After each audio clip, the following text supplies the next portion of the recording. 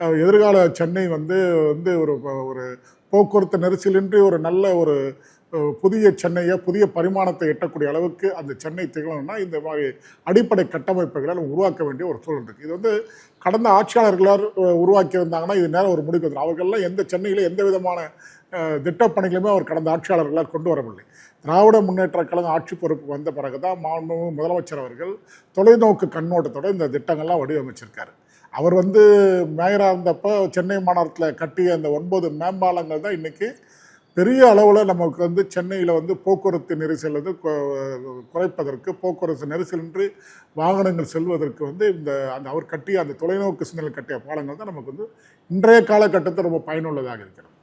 அதை எந்த அளவுக்கு சீக்கிரமா எந்த பகுதிகள் முதல்ல முடிவடையும்? உங்களோட பழைய மகாபலிபுரம் சாலை OMR சாலையில் சீக்கிரமாக முடிக்கணும் என்று முதலமைச்சர் அவர்கள் வந்து அறிவுறுத்தியிருக்காங்க. ஏன்னா அந்த பகுதியில் வந்து நிறைய தொழிற்சாலை தொழிற்கூடங்கள் நிறைய இருக்கின்றது, வேலை அலுவலகங்கள் நிறைய இயங்குகின்ற காரணத்தில் அந்த பழைய மகாபலிபுரம் சாலை விரைந்து முடிக்கும். அது போன்று அதே போல் உங்களுக்கு வந்து போரூர் செல்கின்ற பாதையில் இருக்கின்ற அந்த பணியை சீக்கிரம் விரைந்து முடிக்கணும்னு அறிவுறுத்தியிருக்காங்க.